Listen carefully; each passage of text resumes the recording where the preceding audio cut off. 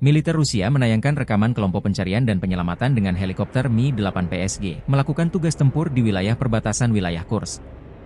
Unit ini mencakup kelompok pendukung tembakan, serta seorang petugas medis. Unit ini dimaksudkan untuk terus memantau situasi, mengevakuasi dan menyelamatkan pilot, serta mengangkut mereka ke fasilitas medis militer. Dengan dukungan penerbangan dan artileri Angkatan Darat, unit-unit grup Rusia menggagalkan 5 upaya Ukraina menerobos perbatasan Federasi Rusia ke arah Vesholoye dan Medvesye.